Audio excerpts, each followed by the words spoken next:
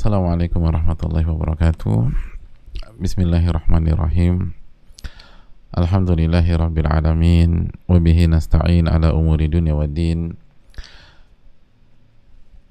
Wa nashhadu an la ilaha illallah wahdahu la syarika lah wa anna muhammadan abduhu wa rasuluhu la nabiyya ba'da. Wa nusalli wa nusallim ala nabiyyina Muhammadin wa ala alihi wa sahbihi ajma'in wa ba'd. Hadirin Allah muliakan, khususnya ibu-ibu sekalian, tidak ada kata yang layak untuk kita ungkapkan di awal pertemuan kita kecuali kalimat permintaan tolong kita kepada Allah Subhanahu wa taala agar kita diberikan ilmu yang bermanfaat, yang bisa kita amalkan, yang bisa merubah kita dengan izin Allah Subhanahu wa taala menjadi wanita yang lebih bertakwa, wanita salihah, wanita yang tahu kemana ia berjalan sehingga ia akan berhasil di dunia maupun di akhirat. Sebagaimana marilah kita membuka majelis ini dengan bersyukur kepada Allah Subhanahu wa taala yang telah memberikan kita kesempatan untuk belajar, meningkatkan ilmu kita dan iman kita kepada Allah Subhanahu wa taala. Dan kita bersaksi tidak ada ilah yang berhak diibadahi kecuali Allah, dan Muhammad adalah hamba dan utusan Allah Subhanahu wa taala. Dan yang terakhir, marilah kita bersalawat dan salam atau mengucapkan salam kepada Nabi kita, uswah hasanah kita, Sayyidina Muhammadin sallallahu alaihi wasallam, beserta para keluarga, para sahabat dan orang-orang yang istiqomah berjalan di bawah naungan sunnah beliau sampai hari kiamat kelak. Hadirin Allah muliakan, ibu-ibu sekalian, menu kita pada kesempatan siang hari ini adalah sebuah hadis penting yang dikeluarkan oleh Imam Bukhari dan Muslim. Sebuah hadis yang harus diketahui oleh setiap wanita, bahkan pria, bukan hanya wanita saja tapi pria. Karena hadirin Allah muliakan, ini berkaitan dengan kebahagiaan kita di dunia maupun di akhirat. Jamaah yang Allah muliakan,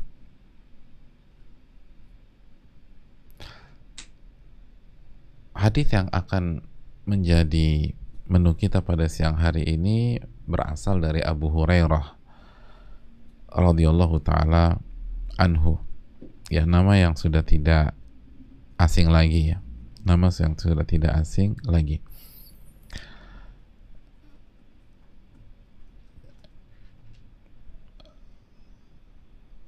Sosok yang paling banyak meriwayatkan hadis Nabi Sallallahu Alaihi Wasallam. Sosok yang paling banyak meriwayatkan hadis Nabi Sallallahu Alaihi Wasallam.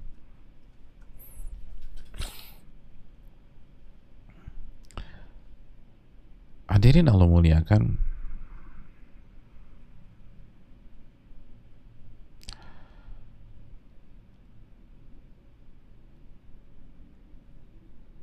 Abu Hurairah menceritakan sebuah kejadian.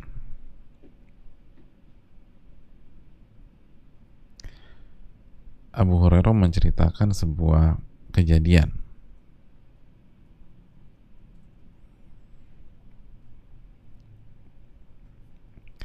Kejadian penting.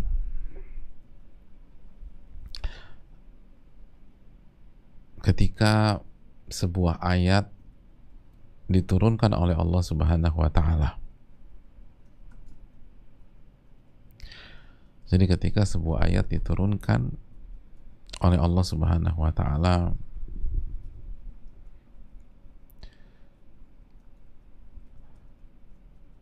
untuk diemban dan disampaikan oleh Nabi kita Sallallahu Alaihi Wasallam.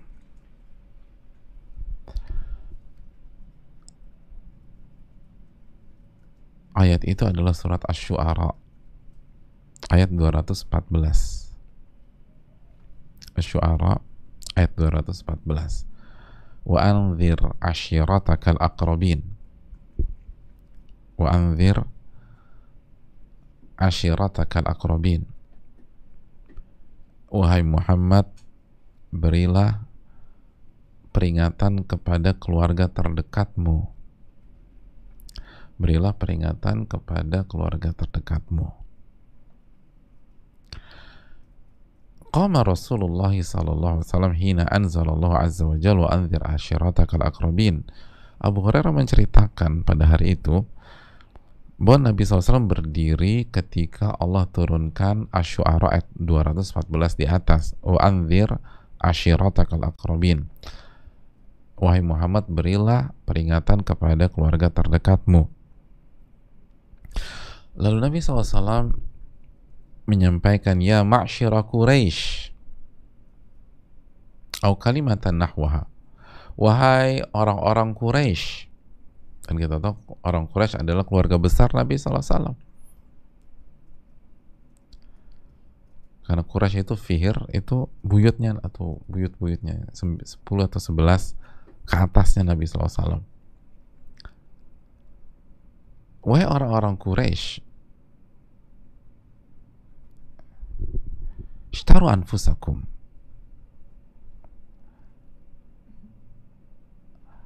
belilah diri-diri kalian.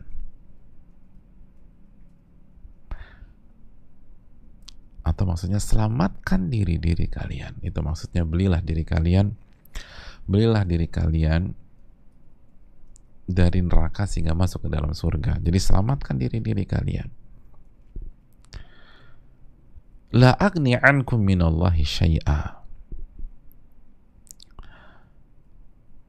Karena aku tidak punya kemampuan menolong kalian dari Allah Subhanahu wa ta'ala. Aku gak punya kemampuan menolong kalian kalau Allah sudah murka kepada kalian.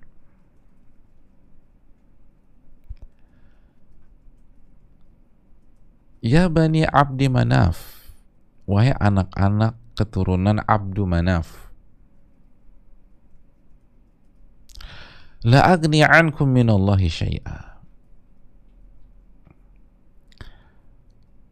Aku tidak bisa, aku tidak punya kekuatan untuk menolong kalian jika Allah sudah murka kepada kalian.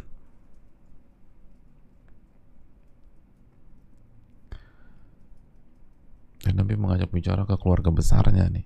Satu-satu disebutkan. Lalu setelah anak-anaknya, anak Abdul Manaf, ya Abbas bin Abdul Muttalib. Lalu beliau memanggil paman beliau, Abbas bin Abdul Muttalib, saudara ayah beliau, Abdullah. Wahai Abbas bin Abdul Muttalib, la agni anka minallahi syai'a. Aku tidak punya kemampuan untuk menyelamatkan engkau dari Allah Subhanahu wa taala jika Allah sudah murka.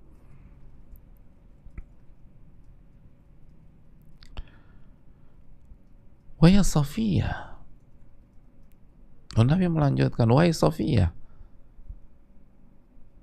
ammat Rasulullah SAW, bibinya Rasulullah SAW.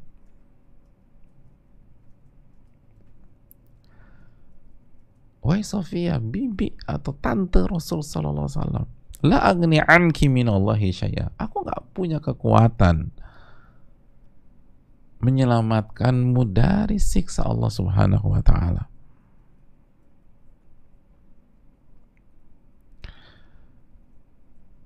Lalu Nabi menutup dengan sabdanya, wa ya Fatimatu,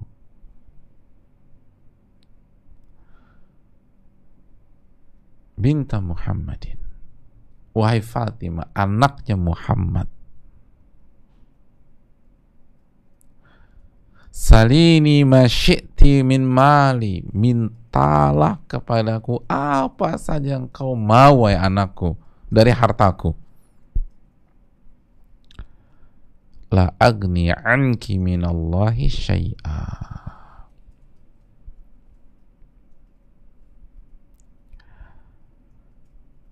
Aku tidak punya kekuatan untuk menyelamatkanmu. Aku tidak punya kekuatan untuk menyelamatkanmu dari siksa dan murka Allah Subhanahu wa Ta'ala. Hadis ini dikeluarkan oleh Imam Bukhari dan Muslim.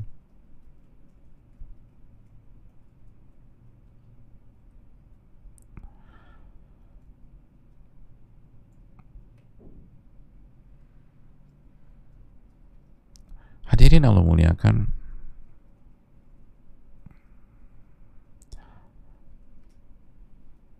mari kita sejenak merenungi hadis ini.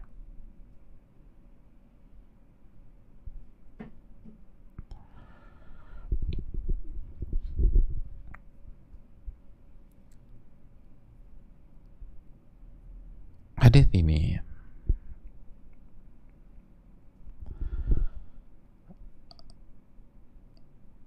atau kejadian ini terjadi di awal dakwah Nabi Shallallahu Alaihi Wasallam.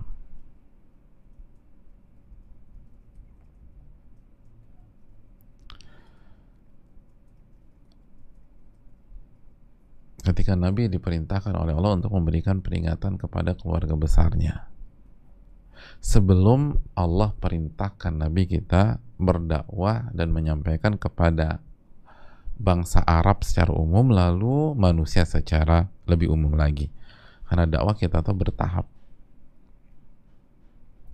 Dan pada saat itu beliau mengumpulkan keluarga besarnya dan menyampaikan hal di atas. Selamatkan diri kalian.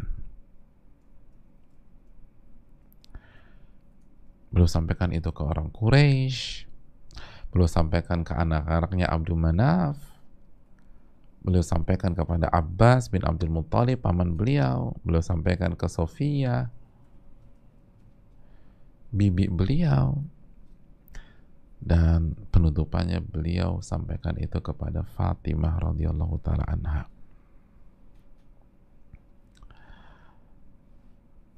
Secara spesifik beliau sampaikan kepada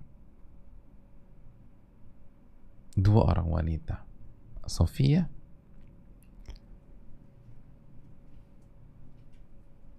dan Fatimah.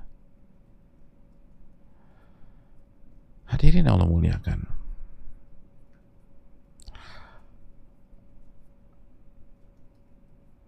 mari kita titik beratkan ke Fatimah karena ini penutupannya. Hadirin, Nabi ingin menjelaskan kepada kita bahwa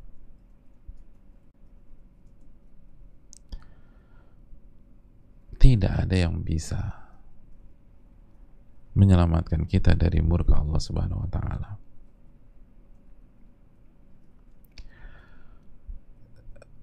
Sedekat apapun kita dengan seseorang, sekuat apapun backingan kita,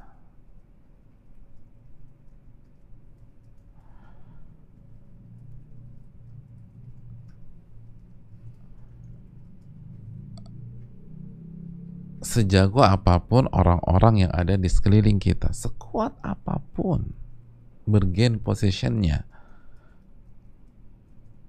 setinggi apapun strata mereka di hadapan masyarakat,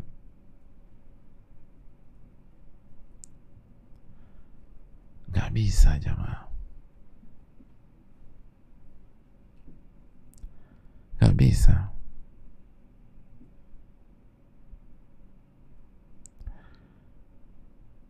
Tidak bisa. Gak bisa menyelamatkan apapun.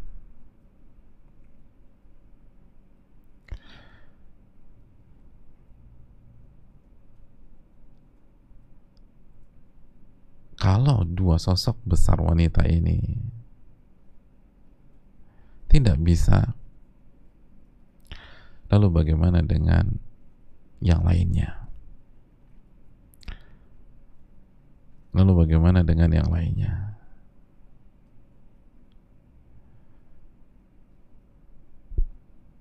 Dan lihat bagaimana Rasul memanggil mereka. Wahai Sofia, tantenya Rasul Sallallahu Alaihi Wasallam. Lalu wahai Fatimah, anaknya Muhammad sallallahu alaihi wasallam.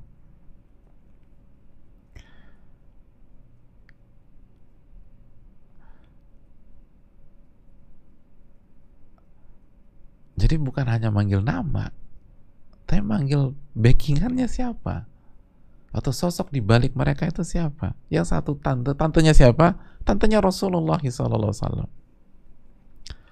Lalu satu Fatimah, Fatimah siapa nih? Anaknya Muhammad atau Rasul Sallallahu Alaihi Wasallam.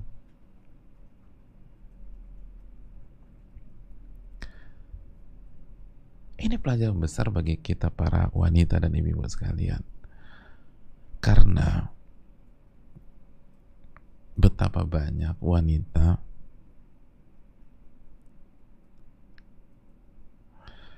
itu merasa pede,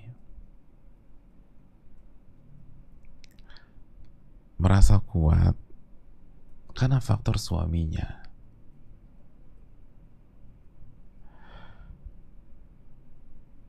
Sebagian karena faktor bapaknya. Sebagian karena faktor keluarga besarnya.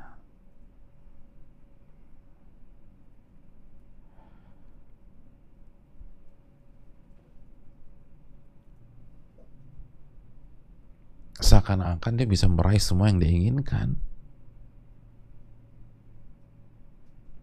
Betul, nggak semua. Nggak semua. Banyak sekali ibu-ibu yang nggak mengandalkan itu. Kita tahu. Tapi mengandalkan itu nggak sedikit loh, ibu-ibu. Yang mengandalkan itu nggak sedikit. Yang mengandalkan suaminya, yang mengandalkan ayahnya,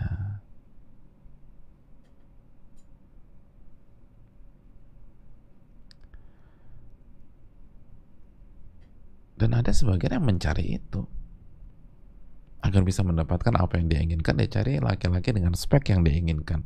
Untuk apa? Agar bisa mendapatkan dunia.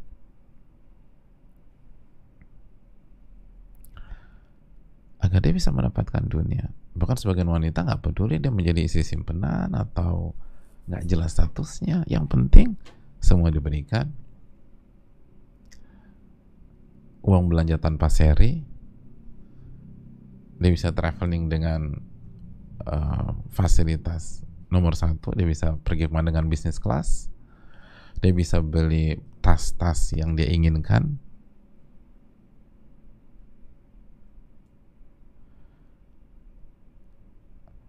Nabi ingin menjelaskan kepada kita semua, nggak ada gunanya loh buat Allah. Nggak ada gunanya. Nggak ada gunanya sama sekali.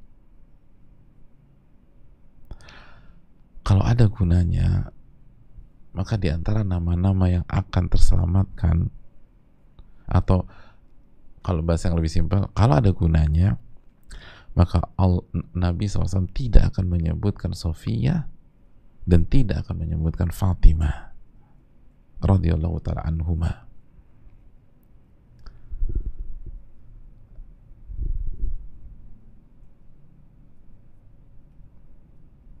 Gak akan Nabi sebutkan.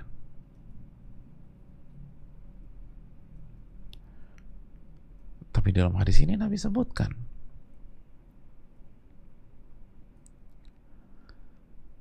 Dan lihat bagaimana Nabi sebutkan atau Nabi sampaikan kepada Fatimah, wahai Fatimah, anaknya Muhammad, minta apapun kepada ayahmu ini dari hartanya, silakan. Pengen ditawarin sama Nabi SAW, minta apapun, ayah akan kasih. Tapi ingat, ayah nggak bisa selamatkan kamu dari murka Allah. Oh, luar biasa. Pertanyaan, siapa di antara kita sampaikan hal ini ke anak perempuan kita? Kau minta apapun ke ayahmu ini, namanya ayah akan kasih. Tapi ingat nak, ayah nggak bisa tolong kamu dari siksa Allah. Atau siapa di antara kita bicarakan ini kepada istri kita? Kamu minta sama aku suamimu. Tapi ingat, aku nggak bisa selamatkan kamu dari siksa Allah. Aku akan kasih apa yang kamu minta, selama aku mampu aku kasih. Aku sayang sama kamu, aku cinta sama kamu.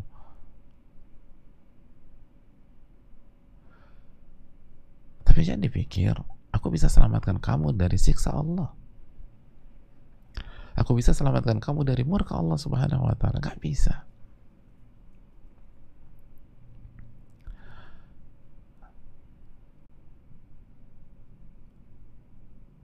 Kalau Fatimah nggak bisa, apalagi kita, ibu-ibu sekalian. Ibu tahu Fatimah radhiyallahu taala anha kan?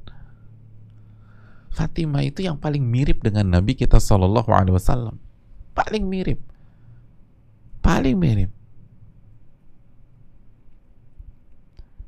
paling mirip, paling mirip samtan, wahadian, wadalan. Karakternya paling mirip dengan Nabi Sallallahu Alaihi Wasallam.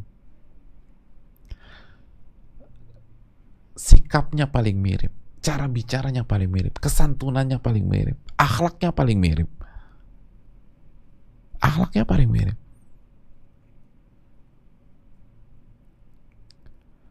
Cara bicaranya paling mirip. Kata Hasan, hadithan wa kalaman. Itu kalau Fatimah bicara, paling mirip Rasul Sallallahu Alaihi Wasallam.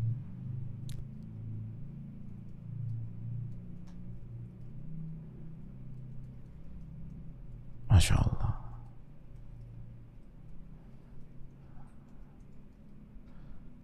Itu Fatimah radhiyallahu taala anha paling mirip. Itu kata Hasan. Kata Aisyah, karakternya paling mirip dengan Nabi. Sikapnya paling mirip, gesturnya paling mirip. Cara bersikapnya paling mirip. Diriwayatkan kita tahu, kanat idza dakhalat alaihi qama ilaiha. Fatimah tuh kalau mendatangi Nabi SAW, ayahnya berdiri. Allahu Akbar. Nabi SAW berdiri menyambut beliau. Kalau masuk ketemu Nabi SAW, itu Nabi SAW berdiri menyambut beliau. Nabi berdiri menyambut seseorang, ya Fatimah. Orang itu adalah Fatimah radhiyallahu ta'ala anha, putri tercinta Nabi SAW. Bukan hanya boleh, fa'akhadha biyadiha. Lalu Nabi SAW memegang tangannya Fatimah. Wa qabbalaha. Lalu Nabi mencium Fatimah. Allah, Nabi mencium Fatimah. Itu kurang berkelas apa? Sosok yang ketika datang Nabi berdiri, Nabi pegang tangannya, lalu Nabi menciumnya. Wa jalasaha fi majlisi. Lalu Nabi mengajak beliau duduk di majlisnya, di tempat duduk beliau. Duduk sini. Lalu suruh duduk ke belakang. Masuk dapur. Enggak, duduk sampai. Subhanallah. Itu Fatimah. Dan luar biasanya, belum selesai riwayatnya. Wa kana idza dakhala 'alaiha qamat ilaihi.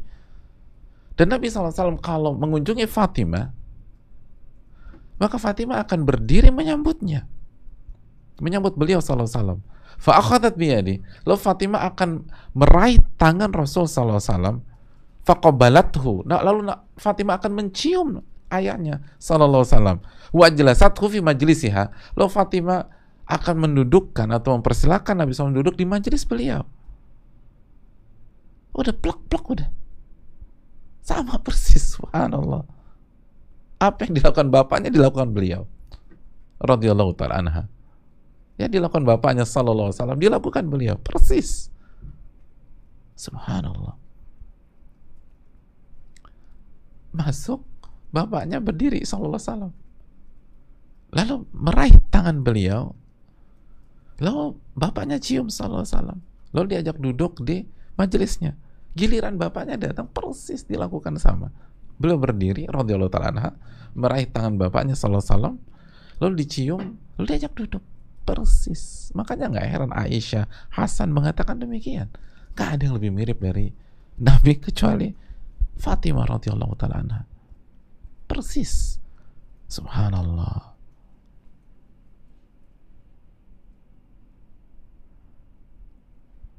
Radhiyallahu ta'ala anha.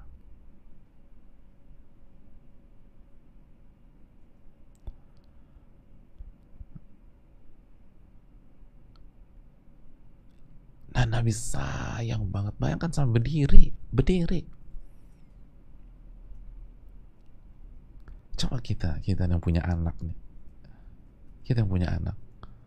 Siapa di antara kita ketika anaknya datang berdiri beliau? Kita berdiri. Lalu kita genggam tangan anak tangan kita. Lalu kita cium. Lalu suruh duduk, nak duduk sini, duduk. Siapa di antara ibu-ibu yang nggak usah bapak-bapak, ini ayah ya, ini ibu lah, ibu yang biasanya lebih ekspresif. Ayah kan biasanya lebih cuek, lebih manly gitu, lebih segala macam. Ini ibu-ibu lah yang ekspresif, yang biasa meluk, biasa suka nyium segala macam. Siapa di antara ibu-ibu? Anak datang, kita lagi duduk, kita berdiri, kita genggam tangannya, kita cium, lalu kita ajak duduk sini. Kamu mau kemana, nak? Aku mau kamar. Enggak, duduk dulu. Ibu kangen. Duduk sini. Subhanallah. Sallallahu alaihi wasallam. Ini ayah loh, bukan ibu, ini ayah. Nabi kita sallallahu alaihi wasallam. Itu bisa gitu tuh.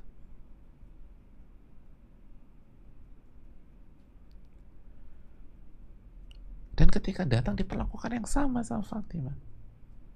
Persis. Datang, ambil tangannya, cium, lalu didudukan.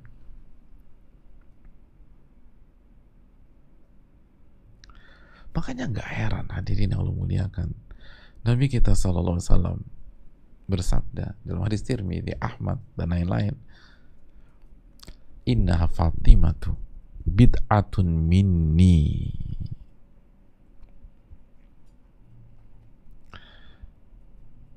Ia adalah Fatimah, bagian dari diriku, bagian dari diriku. Bid'atun minni, Fatimah bagian dari diriku.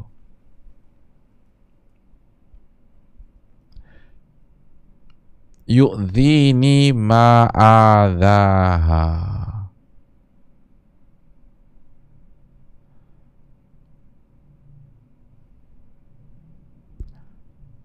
sesuatu yang menyakitkan beliau itu menyakitkan diriku, kata Nabi SAW. Yang menyakitkan Fatimah itu menyakitkan aku.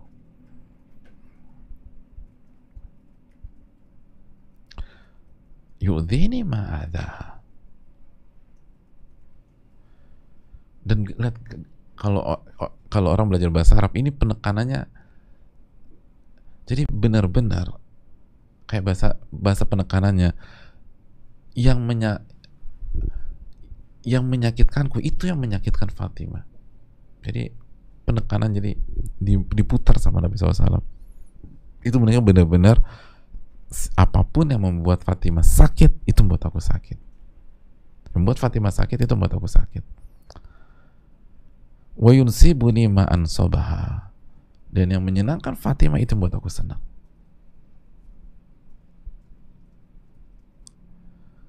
Karena ini sosok ayah, anak ini miripnya minta ampun. Itu tadi. Makanya nggak ada yang lebih mirip gayanya, karakternya, cara bicaranya, kata Hasan, cara bicaranya, cara ngomongnya, cara jalan segala macam.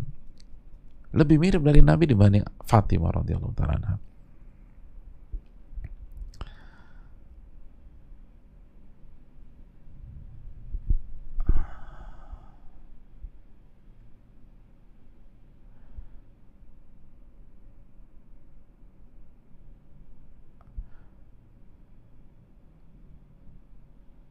Aisyah juga pernah cerita, jamaah sekalian, dalam hadis Bukhari, aqbalat Fatimatu tamshi ka'anna masyataha masyun Nabi sallallahu alaihi wasallam. Aisyah, Fatimah itu kata Aisyah. Aisyah tuh cerita, radhiyallahu ta'ala anha, ibunda kita cerita, Fatimah suatu saat tuh mendatangi Nabi SAW. Itu cara jalannya persis cara jalan Nabi SAW, persis.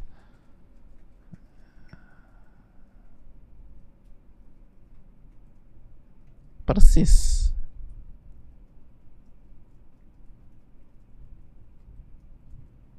Persis.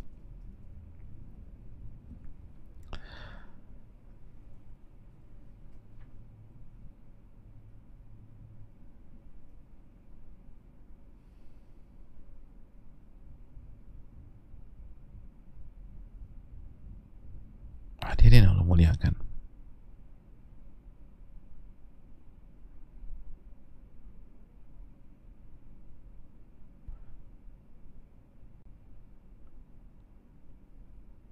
Dan Nabi senang, kata Aisyah. Begitu Fatimah datang, marhaban ya benati, selamat datang wahai putriku. Summa ajlasa an yaminihi, lalu didudukanlah di sebelah kanan beliau atau di sebelah kiri beliau.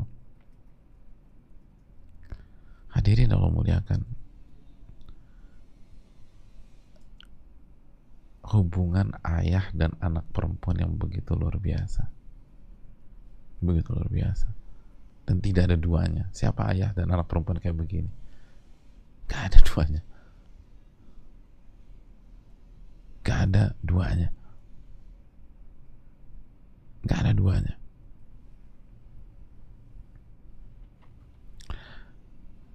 Hadirin Allah muliakan,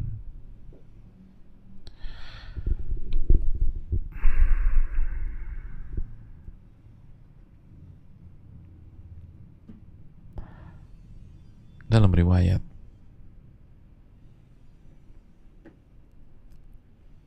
hadis Bukhari dari ibunda kita Aisyah radhiyallahu ta'ala anha, Nabi SAW memanggil Fatimah ketika beliau sedang sakit. Ketika beliau sedang sakit, sakit yang mengantarkan beliau ke ajal beliau sallallahu alaihi wasallam. Sakit parah jamaah pada saat itu. Sallallahu alaihi wasallam. Fasaraha bisyai'in fabakat. Lalu ketika Fatimah datang radhiyallahu ta'ala anha, maka ternyata ada pembicaraan rahasia antara ayah dan anak perempuan ini.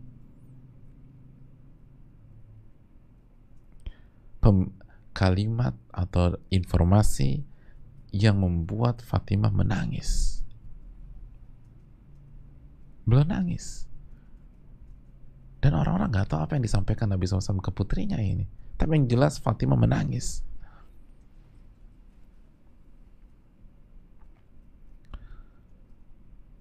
Thumma da'aha. Lalu Nabi kembali memanggil Fatimah. Fasaraha bisyai'in fadhahikat.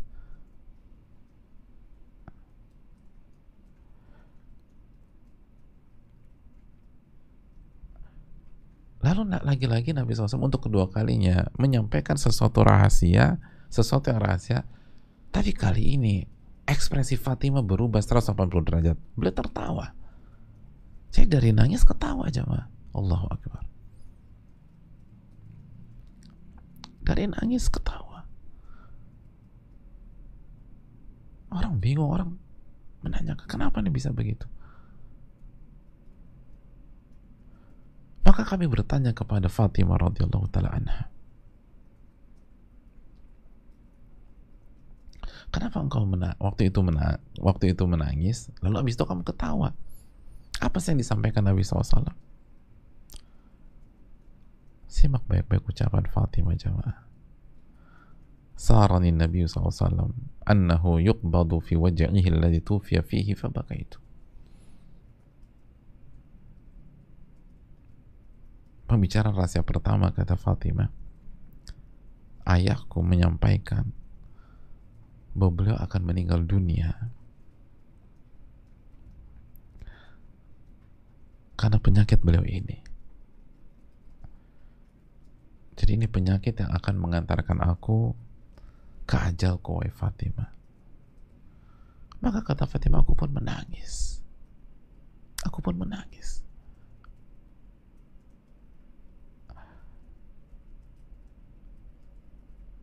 Sedih seorang putri mendengar berita bahwa ayahnya akan meninggal dunia. Anak perempuan mana yang gak menangis? Kita yang, atau banyak orang yang gak punya hubungan semesra ini saja, begitu tahu ayahnya divonis dan akan meninggal 1 bulan lagi, itu akan menangis dan timbul penyesalan dan segala macam. Saya sayang papa. Bagaimana dengan kondisi seperti ini? Persis.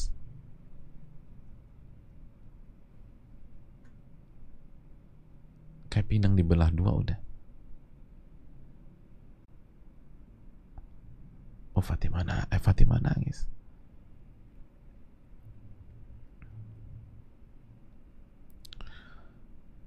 Lalu apa yang menyebabkan kau tertawa setelah itu? ثم سارني فأخبرني أني أول أهله يتبعه فضحكت. Lalu ayahku sampaikan kepada aku bahwa aku adalah keluarganya yang paling pertama menyusulnya, maka aku ketawa. Allahu Akbar. Beliau memberitahukan aku bahwa aku adalah keluarga yang pertama kali menyusul beliau, dan maka aku tertawa. Lihat bagaimana narasi atau diksi dan narasi yang dibangun oleh seorang yang sedang jatuh cinta dan sayang banget sama ayah. Apa maksud ini, jamaah? Apa maksud beliau memberitahukan aku bahwa aku adalah keluarga yang pertama kali menyusul beliau? Itu artinya berita bahwa engkau akan meninggal sebentar lagi. Yang pertama kali meninggal dari keluarga kita tuh kamu. Nah, itu poinnya. Siapa di antara kita bisa tertawa dengan berita seperti itu? Siapa di antara kita yang sangat sayang sama orang tuanya? Misalnya, sangat sayang sama orang tuanya. Orang tuanya meninggal dunia. Lalu 1 bulan setelah orang tuanya meninggal dunia, lalu dia merasa ada sesuatu yang nggak nyaman dalam diri dia, lalu dia datang ke dokter, lalu dokter suruh biopsi, lalu ternyata kanker stadium terminal, dan kata dokter ke dia 2 bulan lagi. Siapa di antara kita bisa ketawa dengar berita seperti itu? Anda bisa ketawa? Oke, dokternya belajar komunikasi ala Nabi SAW. Dokternya menggunakan itu. Saya dengar orang tua kamu sebulan yang lalu meninggal dunia ya, Mbak. Iya dok. Insya Allah kamu anak pertama yang akan menyusul mereka. Bisa ketawa? Gak bisa. Gak bisa.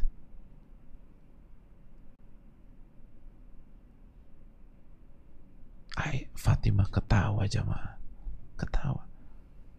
Nah, dari keluarga besar kita, kamu yang pertama kali nyusul abah. Kan bahasa kita, kamu yang pertama kali nyusul ayah. Kamu yang pertama kali akan menyusul abimu ini. Fatimah ketawa, spontanitas ketawa. Senang, ya Allah, subhanallah.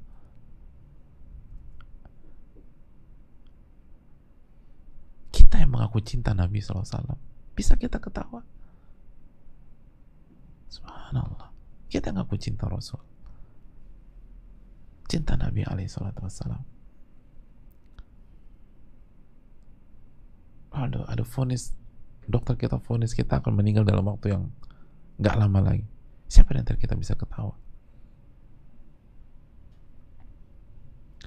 Karena kita banyak dosa, jamaah. Maka kita akan berpikir, kalau ketemu Nabi, kalau ke neraka, kalau diterima Nabi di haud, kalau ditolak Nabi SAW,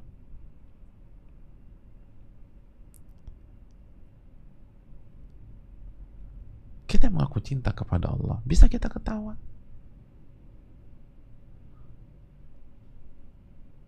Bukankah selama ini kita mengatakan, saya ini melakukan apa? Mencari wajah Allah, mencari wajah Allah, mencari wajah Allah. Oke, mencari wajah Allah hanya dengan satu jembatan, satu-satunya jembatan menuju Allah, hanya jembatan yang bernama kematian. Anda bisa ketawa?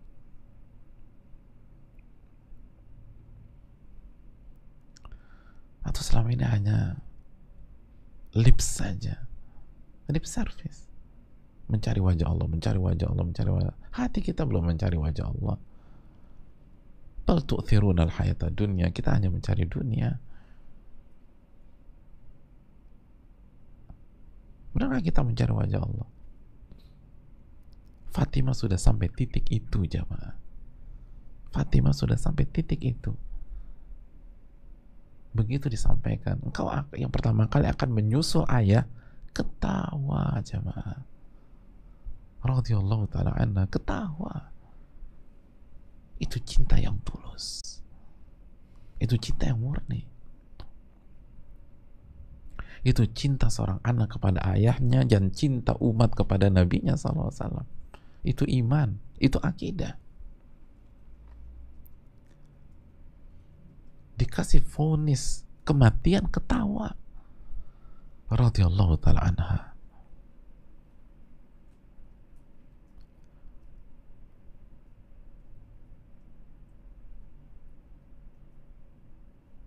Beda dengan kita yang masih harus membuktikan.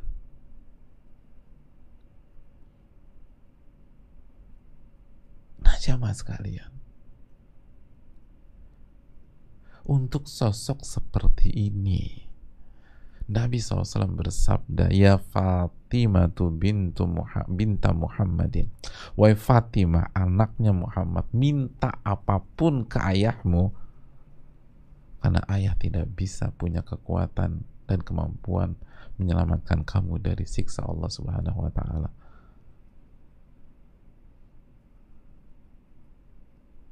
Maka masihkah kita hidup dengan mengandalkan backingan, ibu-ibu sekalian? Masih mengandalkan power dari suami kita, power dari keluarga kita, power dari ayah kita? Masihkah kita hidup masih mengandalkan kekayaan kita, harta kita, nama besar kita? Gak ada artinya dengan azab Allah Subhanahu wa ta'ala. Gak ada artinya. Gak ada yang bisa support kita pada hari kiamat. Gak ada yang bisa bantu kita pada hari kiamat.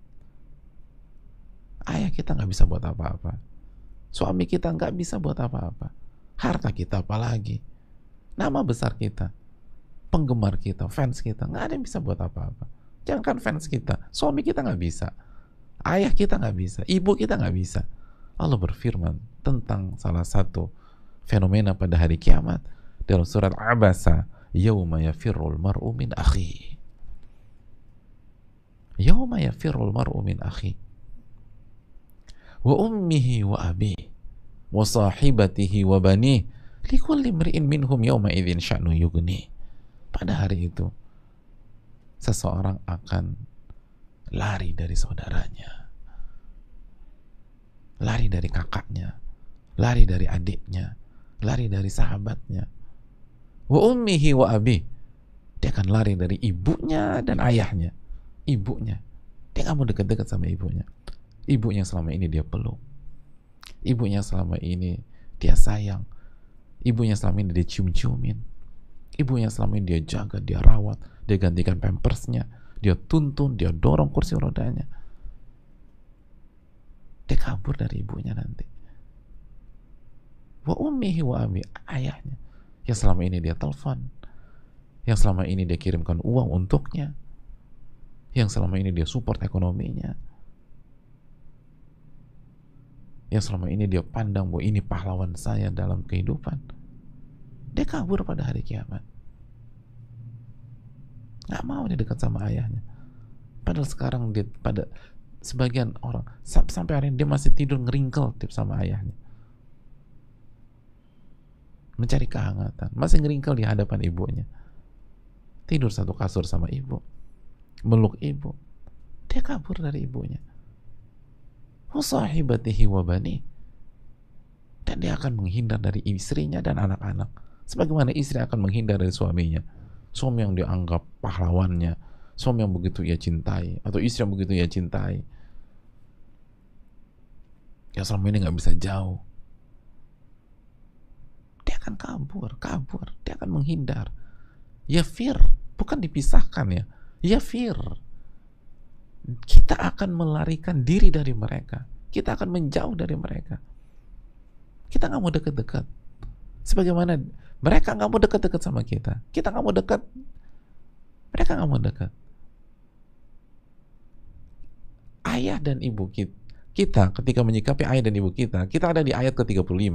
Ayah dan ibu kita memandang kita di ayat ke-36. Begitu aja. Wa ummihi wa abi, ayat ke-35. Ayat ke-30, wa sahibati wa bani, istri dan anak-anak. Kenapa dia? Likulli imri'in minhum yawma idzin sya'nu yughni. Karena setiap orang dari mereka pada hari itu memiliki urusan yang sangat menyibukkan. Semua mikirin dia sendiri, jamaah. Jadi antum bayangin betapa mengerikan, atau ibu-ibu bayangkan betapa mengerikannya hari kiamat. Hari kiamat lebih mengerikan daripada rumah kita kebakaran. Rumah kebakaran itu menakutkan. Api menyala-nyala. Api yang panas, susah bernafas segala macam. Tapi dalam kasus kebakaran, kita tahu seorang ibu itu masih berani masuk ke dalam rumah ketika tahu bayinya ketinggalan dalam rumah. Dia udah keluar nih. Ketika rumahnya kebakaran, dia udah keluar. So, saya tanya sama suaminya, mana si kecil? Suaminya bilang, saya pikir sama kamu. Enggak. Lalu dia panggil anaknya yang paling besar. Si kecil mana? Adik kalian mana? Enggak ada. Saya pikir sama mama. Ternyata adiknya, si kecil masih ada dalam rumah. Itu ibu tuh, seorang ibu itu bisa masuk lagi ke dalam rumah. Dia nggak peduli mau mati di sana kayak, mau nggak bisa keluar lagi, mau terperangkap. Dia nggak peduli. Si kecil, anak paling kecilnya, bayinya itu ada di lantai 2. Di lantai 1 aja udah menakutkan, apalagi naik ke lantai 2. Itu orang masih berani masuk. Jadi bayangkan bagaimana mengerikan hari kiamat. Di hari kiamat gak memikirkan anak sama sekali. Likulli imri'in minhum yawma idzin sya'nu yughni. Pada hari itu orang gak kepikiran anaknya, gak kepikiran ayahnya, gak kepikiran ibunya, gak kepikiran suaminya, gak kepikiran istrinya, gak kepikiran kakak atau adiknya. Semua yang diandalkan di dunia dijauhi. Dia yang jauhi dan mereka yang jauhi dia. Dua-duanya menjauh. Gak ada yang mau dekat-dekat. Karena mereka sibuk ngurusin diri sendiri. Nafsi-nafsi, kata Nabi SAW. Nafsi-nafsi. Seorang sibuk ngurus dirinya sendiri. Makanya masih ingat sabda Nabi SAW tentang kita yang akan dibangkitkan dalam kondisi telanjang bulat, jamaah sekalian. Yuhsyarun nasu yawmal qiyamati, pada hari kiamat. Yuhsyarun nasu yawmal qiyamati hufatan uratan gurlan buhma. Pada hari kiamat, setiap kita akan dibangkitkan dalam kondisi uratan, hufatan uratan, tidak pakai alas kaki, dalam kondisi telanjang bulat, dalam kondisi tidak dikhitan dan tidak bawa bekal apapun, tidak bawa bekal, tidak dikhitan, naked, nggak pakai baju sama sekali dan tidak pakai alas kaki. Apa pertanyaan spontanitas yang disampaikan oleh Aisyah radhiyallahu ta'ala anha ketika mendengar sabda itu dari nabinya sallallahu alaihi wasallam, dari suaminya sallallahu alaihi wasallam? Aisyah cerdas luar biasa. Aisyah cerdasnya luar biasa. Aisyah mengatakan begini, ya Rasulullah, wahai Rasulullah, an-nisa ar-rijal wan nisa jami'an yanzuru ba'dhum ila ba'd. Wahai Rasulullah, apakah laki-laki dan wanita dikumpulkan di tempat yang sama dan tidak memakai busana sama sekali, otomatis mereka akan melihat satu dengan yang lain. Iya kan? Pertanyaan yang sangat cerdas. Laki-laki dan wanita dibangkitkan di tempat yang sama, tanpa sekat, tanpa hijab, dalam kondisi naked, nggak pakai baju, semua memperlihatkan auratnya, dan semua wanita tercantik ada pada hari itu, semua laki-laki tampan ada pada hari itu, idol kita pada saat di dunia ada pada saat itu nggak pakai baju, yang saat di dunia kita ingin jadi suaminya, kita ingin jadi istrinya, nggak pernah bisa kesampaian. Oh, kita kagumi ketampanan, kecantikan, fisiknya, dan hari itu nggak pakai baju, otomatis mereka akan melihat satu dengan yang lain. Pertanyaan cerdas dari Aisyah radhiyallahu ta'ala anha, ibunda kita. Tapi apa jawab Nabi SAW? Ya Aisyah tuh, al-yawmu asyaddu min an yanzuru ba'dhum ila ba'd. Wahai Aisyah, hari tersebut sangat mengerikan, sehingga tidak ada satupun orang tertarik melihat pihak lain yang tidak pakai baju. Hari itu begitu menakutkan, begitu mengerikan, sehingga tidak ada satupun di antara manusia yang tertarik melihat orang lain yang tidak pakai baju dan tidak pakai busana. Gak tertarik. Gak tertarik.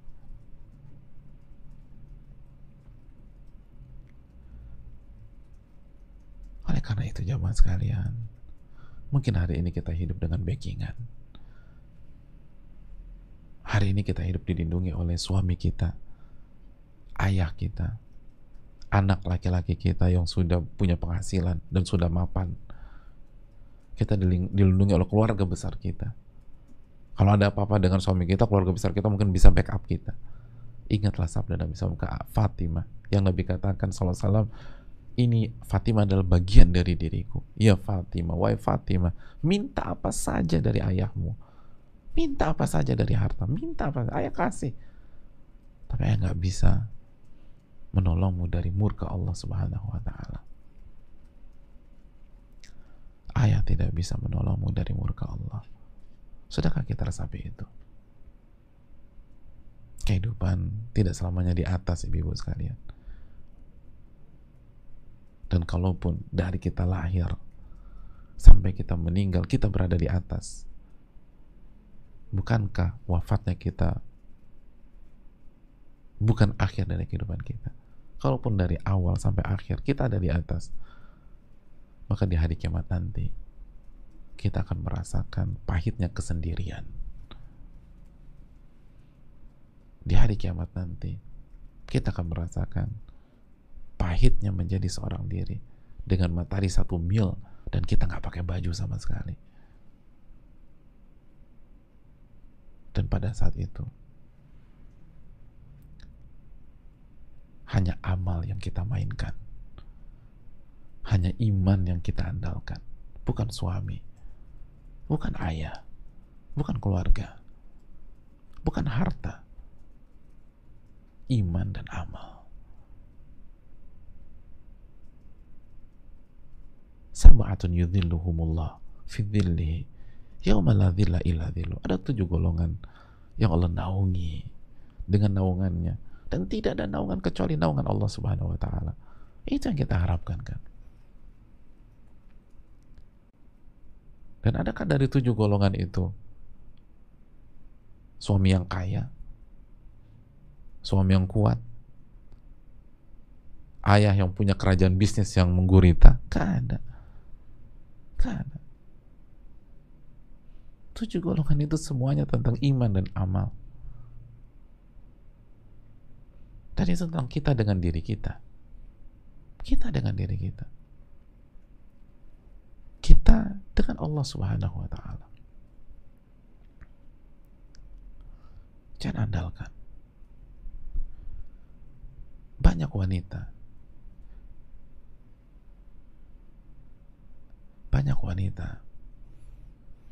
itu rela hidup tidak bahagia dalam rumah tangganya, rela hidup dipukulin di rumah tangganya, rela hidup dengan KDRT di rumah tangganya. Kenapa? Karena dia takut hidup sendirian. Di benak dia, walaupun suami saya pukulin saya, walaupun saya nggak bahagia, walaupun saya tidak mencintai suami saya, tapi paling nggak ada sosok yang backup saya, ada sosok yang kasih makan saya, yang kasih uang sama saya, yang kasih rumahnya buat saya. Udah saya sabar-sabarin aja deh. Kalau saya berpisah dengan dia, saya mau makan apa? Kalau saya berpisah dengan dia, saya mau hidup bagaimana? Saya mau tinggal di mana? Kita tahu ada banyak wanita seperti itu. Hadirin yang Allah muliakan, kalau seorang wanita berpikir demikian untuk dunia yang durasinya 60 tahun atau 70 tahun, lalu bagaimana dengan akhirat? Kenapa dia nggak berpikir di akhirat dia pasti akan sendirian? Siapkan dia dengan kesendirian itu. Kalau di dunia dia nggak siap, apalagi di akhirat. Kalau di dunia saja dia nggak siap, apalagi di akhirat. Lalu kalau di dunia dia rela dipukulin, ditendang, ada yang ditampar, ada yang dijambak, demi mendapatkan perlindungan, kenapa kita nggak bisa mengorbankan sedikit waktu kita atau sebagian waktu kita untuk belajar, untuk sujud, untuk ruku, untuk beriman sama Allah, agar pada hari kiamat nanti kita nggak sendirian, tanpa naungan Allah Subhanahu wa Ta'ala. Kenapa kita nggak sami'na wa ta'na? Kenapa kita nggak mendengar dan taat sama Allah? Kenapa kita nggak jalankan perintah Allah dan jauhi larangan Allah? Di hari kiamat nggak ada yang bisa bantu kita. Suami kita nggak bisa bantu kita, ayah kita nggak bisa bantu kita, keluarga kita nggak bisa bantu kita, penggemar kita, fans kita nggak bisa bantu kita.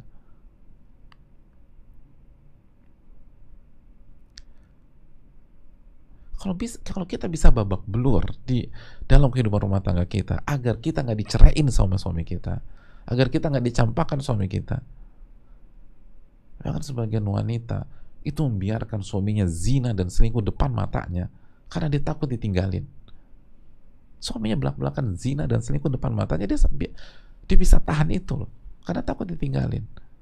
Dan dia nggak berani hidup sendirian di dunia ini. Tapi kenapa dia nggak mikir akhiratnya? Akhirnya dia pasti sendirian, confirm sendirian. Kata Nabi, nafsi, nafsi. Semua akan mengatakan diriku, diriku. Ayatnya tadi sudah kita baca. Mana pengorbanan kita untuk itu? Mana perjuangan kita untuk mendapatkan naungan Allah Subhanahu wa Ta'ala? Mana upaya kita untuk mendapatkan seteguk air dari telaga Nabi SAW? Mendapatkan syafaat dari Nabi SAW. Nabi sudah memberikan pesan dalam ke putri yang sangat beliau cintai. Minta apapun dari uangku, wahai Fatimah. Silakan, tapi aku nggak bisa selamatkan engkau. Aku qouli hadza wa astaghfirullah li wa lakum. Ini bisa disampaikan. Fa'tabiru ya ulil albab. Ambillah pelajaran bagi orang-orang yang mampu berpikir dengan jernih. Kita buka sesi tanya jawab. Wassalamualaikum warahmatullahi wabarakatuh.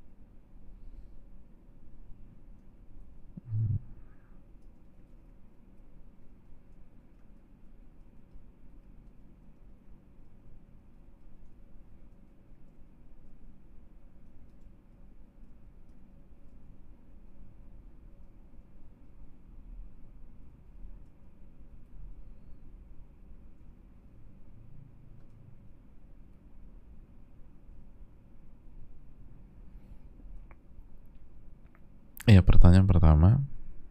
Bismillah.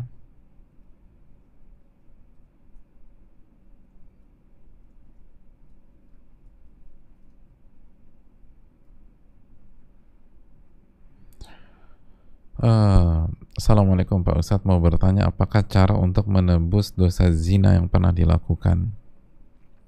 Apakah wanita yang pernah berzina masih bisa mendapatkan ampunan dan ridho Allah Subhanahu wa taala? Dan suaminya Pak Ustadz, maaf Pak Ustadz, ini dilakukan karena balas dendam dengan yang suami lakukan juga. Iya. Kita ulangi, adakah cara untuk menembus dosa zina yang pernah dilakukan? Apakah wanita yang pernah berzina masih bisa mendapatkan ampunan dan ridho dari Allah? Dan suaminya Pak Ustadz karena ini dendam. Ya, suami selingkuh maka istri selingkuh sebagai balas dendam, dan ini kasus banyak sekali di tengah-tengah kita. Dan ini karena lemahnya iman.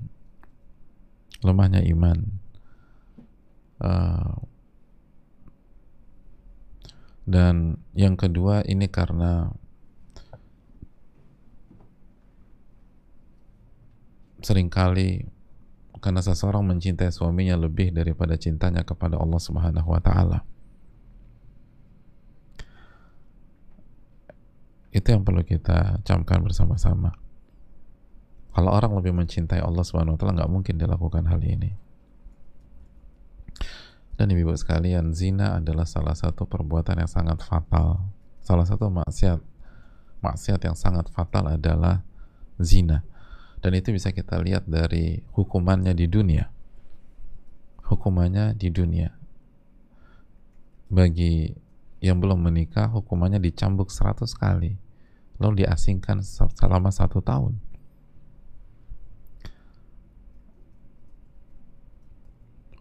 Adapun yang sudah menikah maka rajam.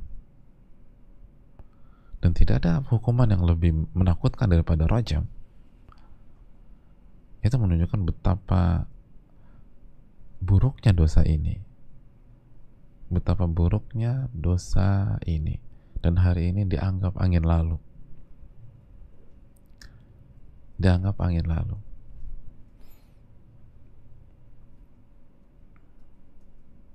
Dan orang gak merasa berdosa. Apalagi kalau dilakukan sama pasangannya atau cowok ceweknya, pacarnya, kan ada berdosa. Ada kasus ini kejadian. Ada seorang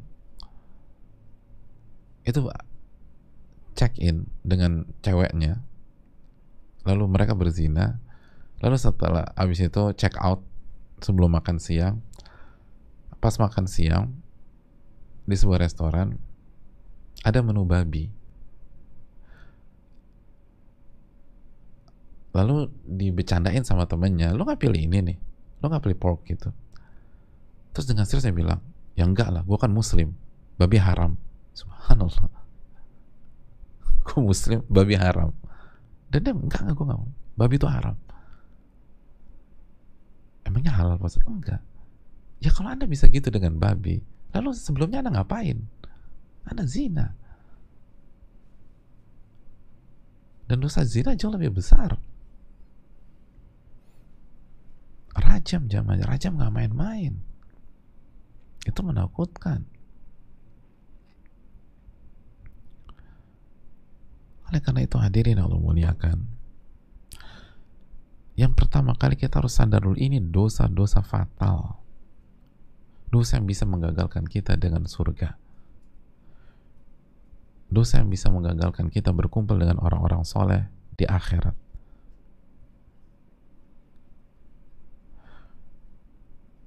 Dosa yang bisa menghancurkan semua impian kita.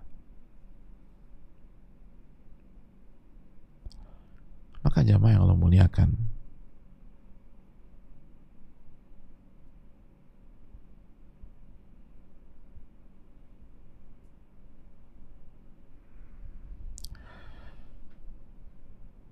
yang pertama kali, sekali lagi, tanamkan bahwa ini bukan dosa remeh sebagaimana diremehkan sebagian orang. dan semakin diremehkan ketika sekali lagi dia berzina dengan laki-laki atau wanita yang pada akhirnya menjadi suami atau istri mereka sendiri. Kayaknya nggak ada beban, karena mereka berpikir aktivitasnya sama kok, toh juga jadi suami, toh jadi istri. Loh, Anda nggak sadar buat murka Allah Subhanahu wa Ta'ala.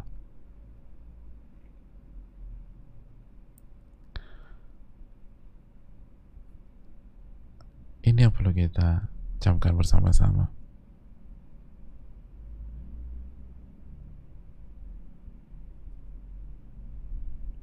Dan jemaah yang Allah muliakan, pertanyaannya, ada taubat apa tidak?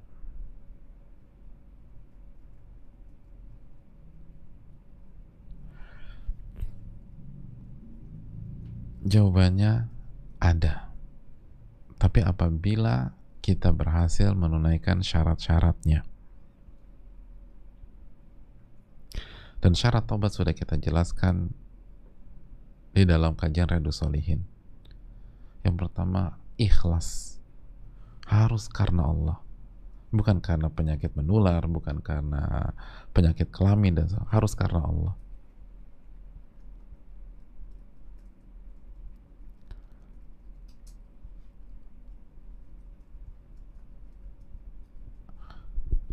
Yang kedua, meninggalkan, ditinggalin. Yang ketiga, menyesal. Dan ini inti taubat, menyesal.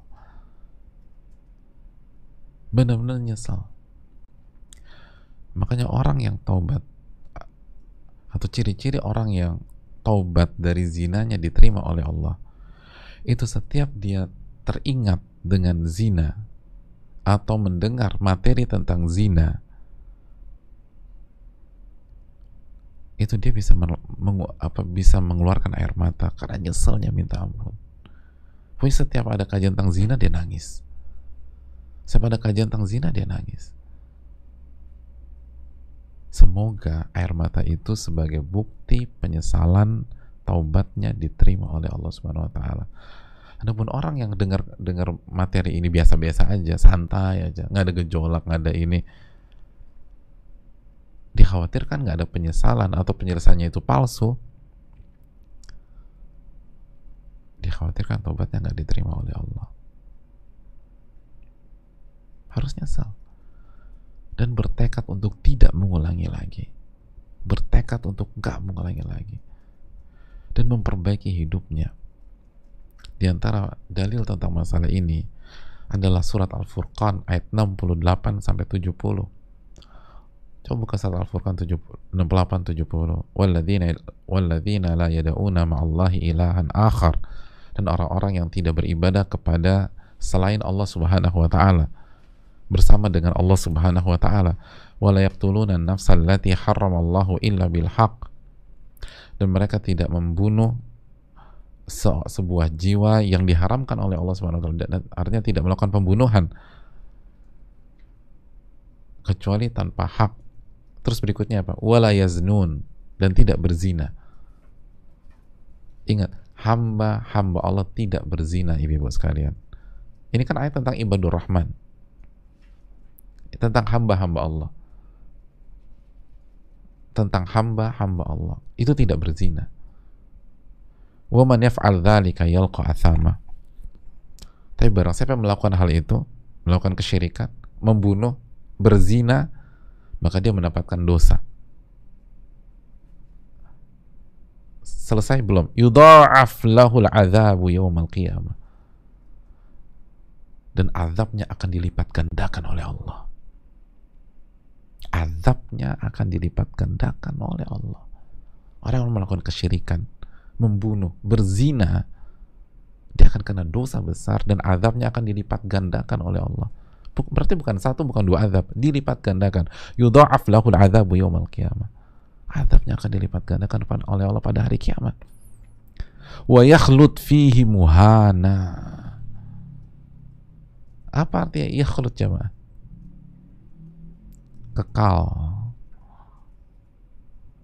Kekal di neraka. dalam kondisi hina, melakukan kesyirikan, lalu membunuh, lalu berzina, kekal dengan kondisi hina, diazab setiap detik, azab, azab, azab, azab, azab, yakhlud fihi muhana.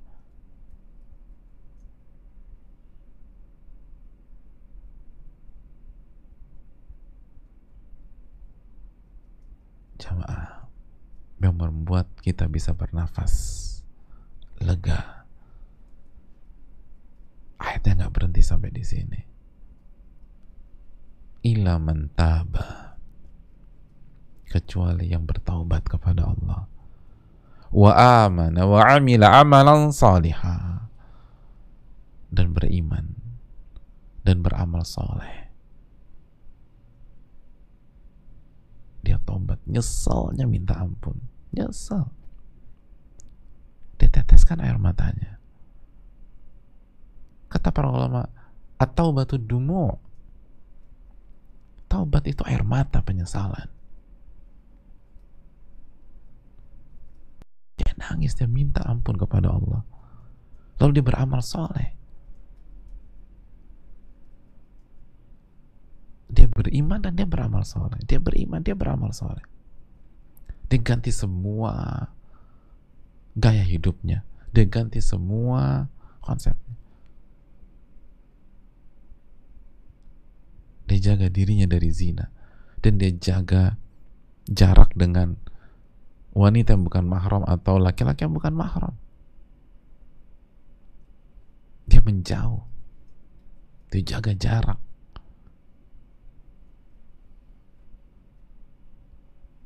Dia nggak berani deketin sarana-sarana zina.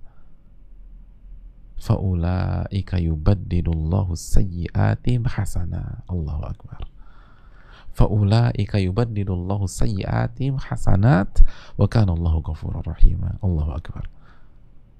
Bukan hanya dosanya dimaafkan, jamaah, tapi Allah ganti keburukannya dengan kebaikan. Allah ganti dosanya dengan pahala.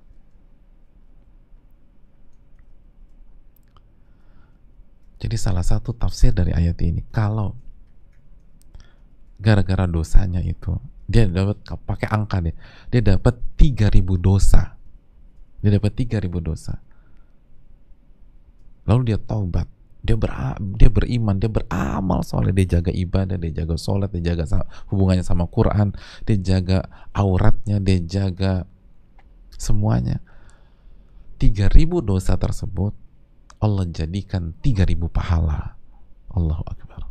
3.000 dosa itu Allah rubah jadi 3.000 pahala. Faulaika yubaddilullahu sayyi'atihim hasanat. Mereka lah orang-orang Allah ganti dosanya, ganti keburukannya dengan kebaikan. Dan Allah Maha Ghafur Rahim. Allah Maha Pengampun dan Allah Maha Penyayang.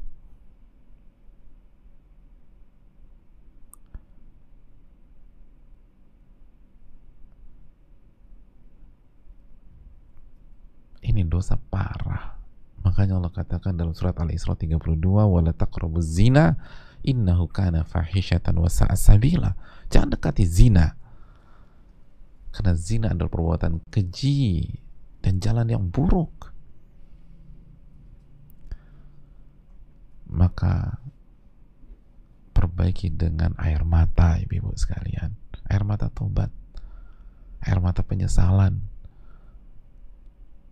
lalu beriman kepada Allah, lalu beramal saleh, lalu tutup aurat, serapi-rapinya tutup tuh aurat, jaga busana kita, tunjukkan kepada Allah saya mau berubah, dan jangan ada komunikasi yang melampaui batas dengan laki-laki yang bukan mahram.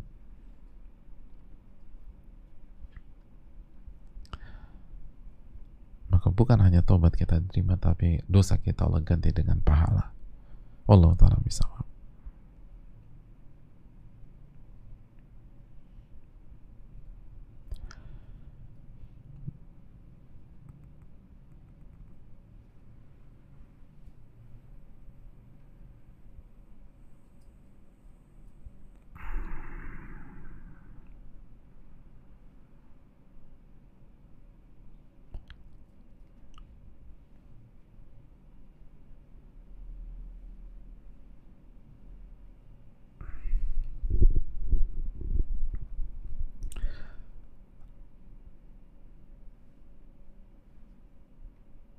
Assalamualaikum warahmatullahi wabarakatuh. Waalaikumsalam warahmatullahi wabarakatuh. Semoga Pak Ustadz, keluarga serta seluruh kaum muslimin selalu dirahmati oleh Allah Subhanahu wa taala. Amin ya rabbal alamin. Bentuk usaha seperti apa bagi seorang akhwat untuk mendapatkan jodoh? Sekarang ini saya hanya fokus perbaiki diri dan fokus belajar agama di sela-sela kesibukan saya bekerja. Saya termasuk orang kurang suka bergaul dan rasanya sungkan jika saya meminta dicarikan jodoh ke teman maupun saudara. Perasaan jadi seperti mengemis. Dan saya ingat waktu kajian Riyadhus Shalihin, Ustaz menjelaskan kita tidak dianjurkan untuk meminta-minta kepada makhluk, tapi langsung meminta kepada Allah saja. Mohon nasihat Pak Ustaz, jazakallahu khair, barakallahu fikum. Ya, usia 40, usia saya sudah lebih dari 40 tahun. Hadirin Allah muliakan, masih ingat kajian Riyadhus Shalihin kita ketika orang-orang beriman bertanya, mata nasrullah, kapan pertolongan Allah? Ala inna nasrallahi qarib, ketahuilah pertolongan Allah itu dekat. Jangan putus asa. Sekali lagi, angka itu, umur itu bukan kartu mati bagi orang yang tahu kehidupan. Sabar, terus perbaiki diri, perbaiki hubungan dengan Allah, perbaiki amalan hati, kesabaran, dan segala macam yang berkaitan dengan wanita salehah, maka Allah tidak akan zolimi hamba-hambanya. Bukankah Khadijah mendapatkan suami terbaik, mendapatkan laki-laki terbaik di dunia di usia 40? Tapi aku 40 lebih. Oke, kalau 40 lebih, bukankah Saudah mendapatkan laki-laki terbaik yang bernama Nabi Muhammad SAW di usia 50-an? 50-an dalam riwayat.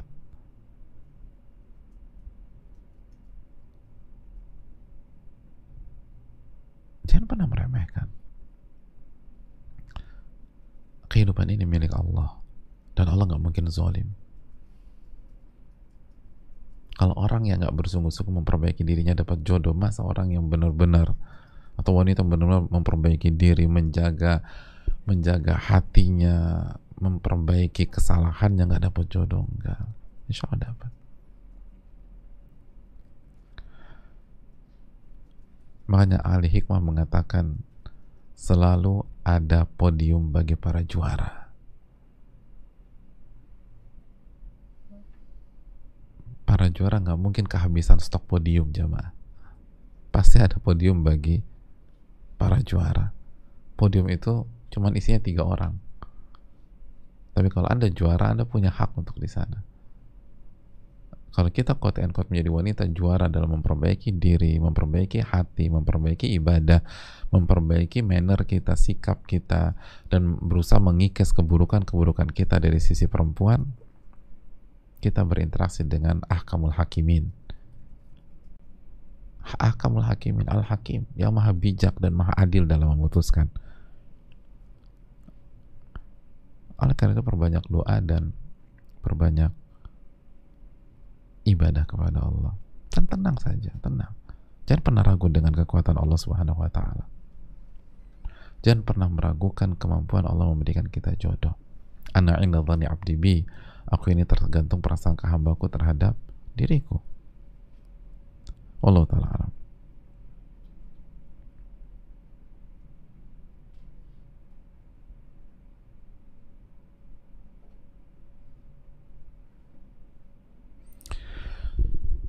Assalamualaikum warahmatullahi wabarakatuh. Waalaikumsalam warahmatullahi wabarakatuh. Semoga Ustadz, keluarga, tim, dan seluruh umat Islam selalu dalam lindungan dan rahmat Allah Subhanahu wa taala. Izin bertanya Ustadz, jika seorang akhwat sudah merasa tidak sejalan dengan keluarganya, orang tua dan saudaranya, karena jika berkumpul dengan keluarganya hanya dunia yang jadi bahan pembicaraan dan orientasi mereka. Terkadang isi pembicaraan bahkan sampai ke ghibah. Si akhwat sampai merasa futur jika bersama dengan keluarganya. Akhwat ini lalu mempunyai niat untuk menikah agar ada seseorang yang bisa sejalan dengannya yang orientasinya adalah akhirat. Mungkin ada niat agar lepas dari keluarganya juga. Apakah hal seperti ini salah Ustadz? Mohon alasannya, jazakallahu khairan, barakallahu fikum. Intinya yang dilakukan atau kondisi keluarganya memang tidak kondusif. Dan ketika kita merasa tidak nyaman, bersyukurlah, itu berarti sensor keimanan kita itu aktif. Yang jadi masalah kalau kita fine-fine aja. Jadi kalau kita merasa nggak nyaman, itu insya Allah menunjukkan bahwa sensor keimanan kita aktif. Sensor keimanan kita aktif. Bersyukur kepada Allah. Lalu menikah itu bagus, tapi dan ini bisa jadi salah satu faktor kita berpikir untuk menikah. Hanya saja harus ada faktor-faktor yang lebih kuat. Jangan nikah itu hanya dijadikan pelarian atau menghindar dari sebuah kondisi. Masih ingat nggak hadirin sekalian? Karena nikah pun nggak mudah. Nikah pun tidak mudah. Tanya sama senior-senior kita yang udah menikah, mudah nggak? Nggak mudah. Dalam pernikahan kita butuh pertolongan Allah. Kita butuh pertolongan Allah. Dan pertolongan Allah baru Allah kasih jika kita tepat dalam menentukan motif kita menikah. Dan Nabi SAW mengatakan bahwa yang akan ditolong oleh Allah adalah an-nakih yuridul afaf. Seseorang yang menikah karena ingin menjaga kehormatannya. Itulah orang yang akan ditolong oleh Allah dalam pernikahannya. Dia menikah dalam rangka menjaga kehormatan. Jadi silakan menikah, tapi jangan berpikir menikah sebagai sebatas menghindar dari masalah dan berpikir kalau menikah nggak ada masalah lagi. Enggak. Kalau kita nggak siap, berantakan lagi. Itu hanya menyelesaikan masalah dengan masalah. Persiapkan diri kita dan benarkan niat kita. Wallahu ta'ala bishawab.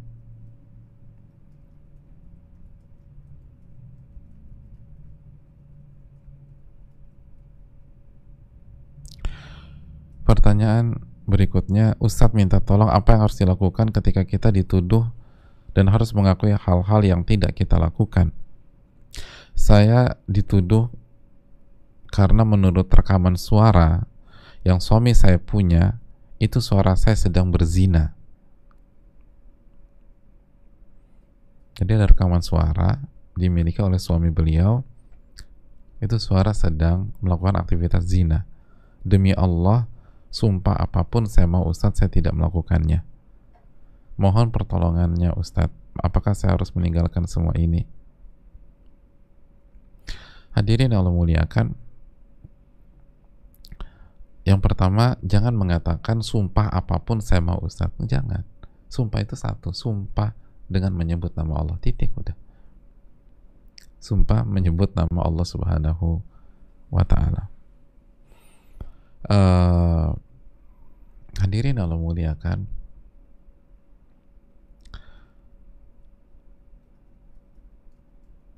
yang kedua, segera istighfar dan taubat kepada Allah Subhanahu wa ta'ala. Segera bertobat dan istighfar kepada Allah Subhanahu wa ta'ala. Kenapa demikian? Karena walaupun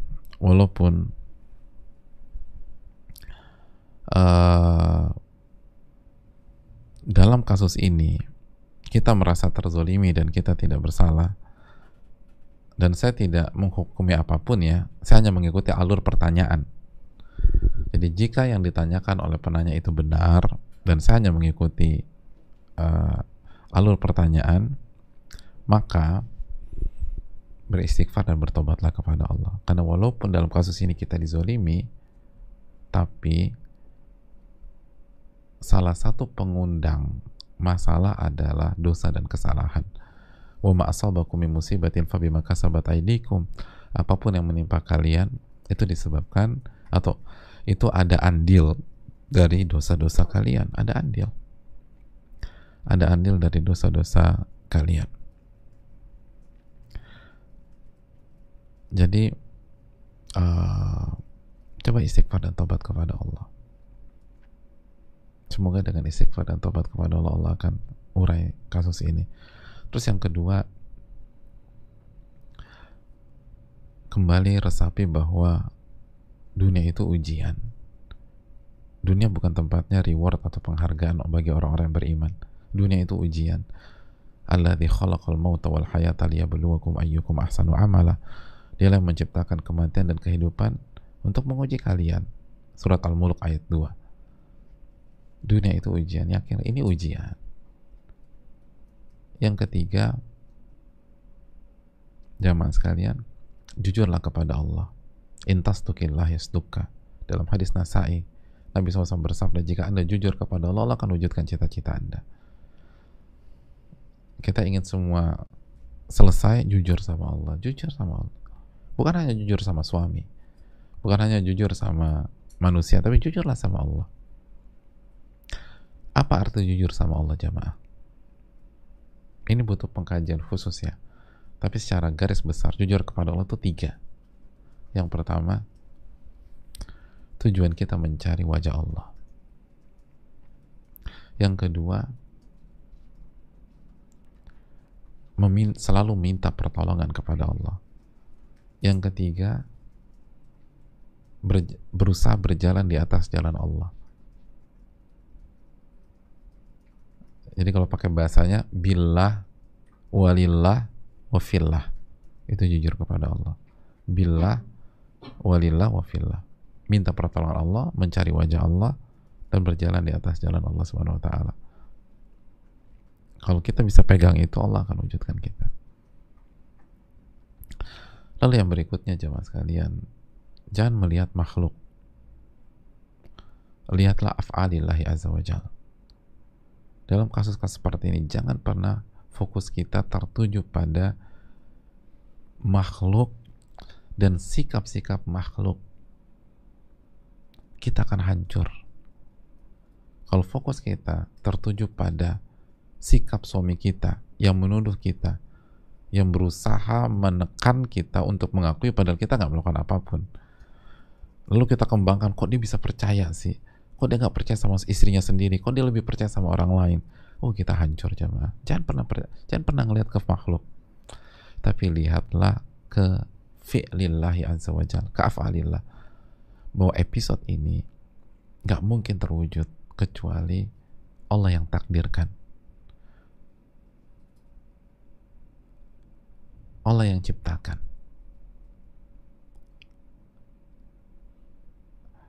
Dan Allah yang maha bijak, yang maha pengasih lagi maha penyayang. Pasti banyak hikmah. Tenang. Bukankah wanita-wanita terbaik juga dulu pernah dituduh berzina? Aisyah pernah dituduh berzina. Aisyah pernah dituduh berzina. Maryam pernah dituduh berzina. Karena hadirin, oke, rekaman tuh bisa dicek. Ada pakarnya untuk ngecek. Bisa kita pergi ke sana. Jadi udah cek ke pakar suara dan segala macam, itu bisa dicek. Lebih mudah, insya Allah. Dan itu yang tadi yang mau akan saya sampaikan sebenarnya, tapi ya Maryam, gimana ngeceknya dulu coba? Hamil, nggak ada tes DNA dulu, nggak ada teknologi segala macam. Hamil dalam kondisi nggak punya suami. Hamil nggak punya suami. Sekarang sekali lagi ada rekaman, Ustadz, mirip banget suara aku. Cek aja. Ada pakarnya. Forensik kan ada, atau kepolisian punya pakar itu. Bisa dicek. Cari pakarnya, cek. Tapi Maryam dulu nggak dicek, nggak bisa ngecek. Lihat kembali kepada Allah Subhanahu wa ta'ala.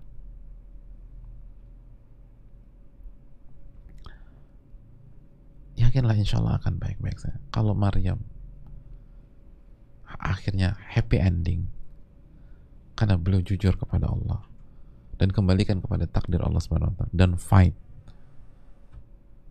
padahal beliau lebih berat daripada kasus ini, maka insya Allah kasus ini pun bisa diselesaikan. kembali kepada Allah Subhanahu wa taala dan ikutin alurnya saja. Dan secara teknis cek, tapi itu ikhtiar. Dan ingat kajian Riyadhus Shalihin, jangan kita bergantung sama ikhtiar itu. Hati kita kembalikan kepada Allah.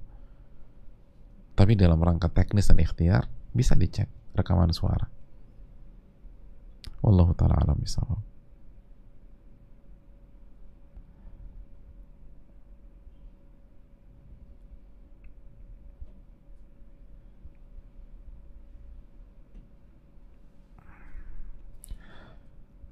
Assalamualaikum warahmatullahi wabarakatuh. Waalaikumsalam warahmatullahi wabarakatuh. Semoga Ustadz beserta keluarga tim umat muslim semoga dirahmati oleh Allah, amin ya rabbal alamin. Mohon izin bertanya dan sarannya Ustadz, bapak kami ada keinginan untuk membagikan harta warisan.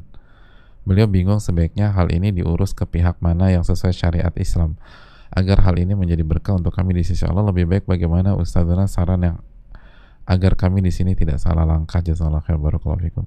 Yang pertama, membagikan harta warisan itu bukan karena keinginan orang tua. Membagikan harta warisan itu kalau meninggal. Kalau belum meninggal nggak bisa bagi-bagi warisan. Warisan itu kalau meninggal. Kalau meninggal, itu yang pertama. Yang kedua, tapi kalau pengen tahu untuk buat wasiat ya, kalau saya meninggal saya ingin dibagikan sesuai dengan syariat Islam secara detail terus perinciannya, itu bisa. Sebaiknya dibantu oleh pihak yang punya kapasitas, karena kecuali kalau mau belajar, kita tuh dulu belajar 2 semester dan kayaknya terlalu lama untuk belajar 2 semester secara formal. Oleh karena itu mungkin bisa berkomunikasi dengan teman-teman, dengan tim, nanti insya Allah diarahkan. Makasih banyak. Tinggal nanti saya juga ingatkan. Allah ta'ala bisawab.